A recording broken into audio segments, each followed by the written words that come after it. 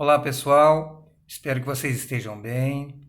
Nós vamos fazer um vídeo aqui hoje com uma introdução sobre a Revolução Russa, uma coisa inicial para a gente depois continuar o assunto em outro momento. Então vamos lá. A Revolução Russa, ela ocorre no ano de 1917 e antes de entrar nela propriamente, nós precisamos entender como que se encontrava o Império Russo por volta do ano de 1910. A Rússia era o maior império territorial do mundo, tanto é que ela ocupava regiões de dois continentes, na verdade, o europeu e o asiático, e tinha mais ou menos aí 132 milhões de habitantes na época. Então, assim, era gigante em termos populacionais. Era um país ainda muito atrasado, enquanto a maioria dos países da Europa já tinha vivenciado a experiência da primeira e da segunda revolução industrial. A Rússia ainda tinha aqueles resquícios feudais em pleno ano de 1910. A estrutura política, por exemplo, era muito diferente de outros países da Europa. Não tinha uma constituição, não tinha leis livres, não tinha uma imprensa independente ou qualquer outra forma de organização democrática. Então tínhamos o quê? Nós tínhamos uma espécie de uma monarquia absolutista. Tinha um rei, que na Rússia se chama czar, mas é a mesma coisa, é absolutismo da mesma maneira.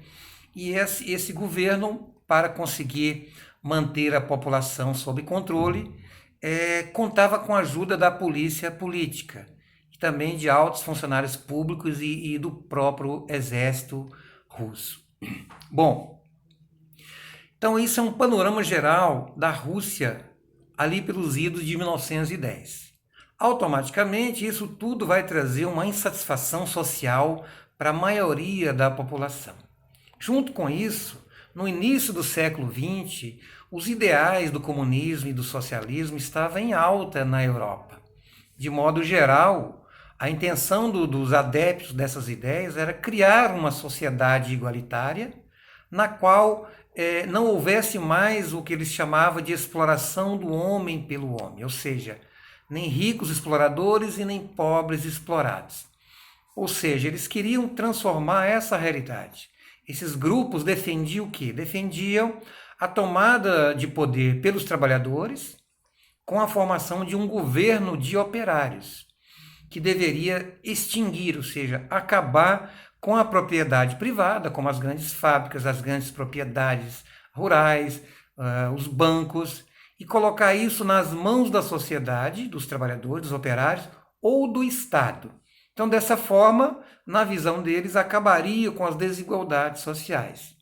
Bom, isso é uma teoria, claro que isso não aconteceu, nós vamos ver na frente que o rumo que a Revolução Russa toma é outro, então aguarde até chegarmos até lá. E em 1917, então, essas ideias acabaram chegando, então, na Rússia, e naquele ano o governo czar Nicolau II, ele foi, e realmente ele era muito criticado e questionado, e ele foi tomado o poder dele, né, através dos revolucionários dessa época, que eram os mencheviques. Então vamos lembrar, são dois grupos políticos que existiam na Rússia revolucionária, né, nessa época da Revolução de 1917. Os mencheviques, que em russo significa minorias, que eram compostas por, digamos, políticos um pouco, digamos, eram contra o czar, mas eram um pouco conservadores, não queriam grandes mudanças sociais. E os bolcheviques, que eram mais radicais, que em russo significa maioria, e queria realmente a derrubada do czar e implantar um regime onde os trabalhadores realmente tivessem um controle econômico e político. Bom, então, nessa época, era muito comum o czar perseguir as pessoas que não eram, digamos, adeptos, né, das ideias do próprio czar. E aí, então, como a gente viu, era uma sociedade desigual. A economia russa no século XX, por exemplo, era marcada por traços que lembravam o antigo regime, lembravam o final da Idade Média, e automaticamente o rendimento agrícola era muito baixo, era baixíssimo. E grande parte das terras da Rússia pertenciam à nobreza rural e que eram sustentadas, né, por pessoas simples, trabalhadores, que vão sustentar essa vida luxuosa, enquanto que os camponeses viviam numa condição desumana, sem nenhum tipo de direito trabalhista ou social. Então começam com as greves, né? Os trabalhadores russos começam uma greve reivindicando mudanças nesse momento, reivindicando liberdade de pensamento, reivindicando uma organização onde tem uma imprensa livre, onde teria uma eleição democrática, direitos sociais e direitos trabalhistas. Automaticamente, nesse momento, se desejava derrubar o czar e implantar um governo popular. Bom, em janeiro de 1905, várias manifestações ocorreram na Rússia. E as tropas do czar agiam com muita violência. Uma certa feita, esses trabalhadores foram em frente ao Palácio Imperial reivindicar, mostrar o descontentamento do operário russo. E foram recebidos com metralhadoras e canhões, e milhares de pessoas morreram nesse momento. E isso não minou o movimento, isso não minou a luta contra o czar. Muito pelo contrário, isso acendeu uma revolta ainda maior. O czar Nicolau II, né, diante do medo, da repercussão que isso deu, ele deu uma recuada, né, e prometeu eleições livres, prometeu elaborar uma constituição, mas em poucos dias ele voltou atrás e não atendeu promessa alguma. Então, enquanto isso, lá pelos idos de 1914, a Rússia... antes que eu me esqueça, esse episódio de 1905, que os operários foram reivindicar melhorias, né, salariais e condições de trabalho, e que foram recebidos à bala, esse momento se chamou na história de Domingo Sangrento. Domingo Sangrento. Lá pelos idos de 1914... a Rússia entrou na Primeira Guerra Mundial, lembra? 1914, 1918, nós tivemos a Primeira Guerra Mundial. E vai mobilizar aí 15 milhões de soldados. E esses soldados, às vezes, não tinham nem botas, nem botinas, armamentos, que vai provocar morte e gente deserdando da guerra. Então, em 1917, faltando um ano para acabar a Primeira Guerra Mundial, a economia russa estava um caos. A economia entra num colapso, trazendo ainda mais revoltas populares que vai tomar as ruas da Rússia. E entre elas, aquelas reivindicações de sempre, né? Reivindicações de trabalhadores que queriam terra, que queriam democracia, que queriam república, que queriam liberdade. E aí, então, os mencheviques assumem o poder nesse momento. Só que os mencheviques, que eram aqueles grupos minoria, muito mais simpáticos à burguesia, não promoveram grandes mudanças.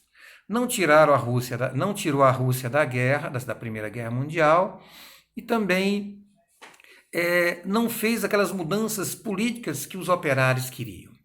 Então, aproveitando a situação, o líder do grupo bolcheviques, ou seja, o líder do grupo da maioria, Vladimir Lenin, que estava exilado no exterior, volta em 1917 e defende, então, que os sovietes tomassem o poder, que os mencheviques tomassem o poder. E o lema dos mencheviques era paz, terra e pão. Paz no sentido de tirar a Rússia da Primeira Guerra Mundial. Pão, terra para as pessoas produzirem alimento, né, distribuição de alimentos, e terra para as pessoas produzirem o seu alimento. Então essas ideias vão conquistar as pessoas, né, um grande apoio da população, e lá pelos idos de 6 a 7 de novembro, os revolucionários então vão derrubar oficialmente o governo provisório dos mencheviques e vão assumir o poder na Rússia. E algumas mudanças imediatas foram feitas. Primeiro, uma das primeiras medidas, tirou a Rússia da Primeira Guerra Mundial. assinou um tratado de paz com a Alemanha. Segundo, confiscou as propriedades da nobreza rural e estatizaram os bancos. Ou seja, os bancos agora passaram a ser estatais, pertencia ao Estado russo. Essas medidas, é claro, vão provocar um descontentamento entre os empresários ricos e grandes proprietários rurais e os capitalistas estrangeiros, que vão mandar um exército, é o exército branco, digamos assim o nome, né, contra o exército vermelho russo. Então a Rússia vai entrar nesse momento aí por uma grande guerra civil que vai de 1918 a 1921. Mas os revolucionários, o exército vermelho vence e começa então o governo socialista. Lembrando, mais uma vez, é o governo socialista que inicialmente tinha esse propósito de ser um governo socialista. No entanto, esse sonho socialista vira uma ditadura. Então nós não podemos dizer que na Rússia ou qualquer outro país do mundo houve socialismo. Houve governos ditatoriais. O capitalismo que representava a exploração do trabalhador nas mãos do grande empresário particular, agora você tem um operário sendo explorado pelo Estado ditatorial. Isso foi na China, isso foi na União Soviética, isso foi na Coreia do Norte, isso foi em qualquer parte do mundo. Então, não vamos dizer, não vamos concordar com essa ideia que o que houve na União Soviética foi socialismo. Não foi. A intenção era para que fosse. Então nós temos aqui uma centralização do poder, nessa época, a extinção de todos os partidos adversários, um controle da imprensa e uma repressão aos opositores. Não tinha eleição direta. Isso é socialismo? Isso é algo democrático? Não. Então, nasce aí a União Soviética. E nós vamos ver, a partir desse nascimento da União Soviética, como que vai ser essas questões políticas, econômicas e sociais num regime, entre aspas, socialista. Ou, na verdade, num governo ditatorial. Ok, pessoal? Dê uma olhada nesse capítulo, tem coisas super interessantes. Nós vamos ficar por aqui, como eu falei, nós só vamos nos ater aqui só com a parte da introdução. Na próxima aula nós vamos ter uma lista de atividades e a gente vai conversando aí pela plataforma do GR8. Curta o vídeo, comente, se inscrevam. Quem não se inscreveu, se inscrevam para que a gente mantenha essa integração sempre, ok? Muito obrigado pela atenção e até a próxima.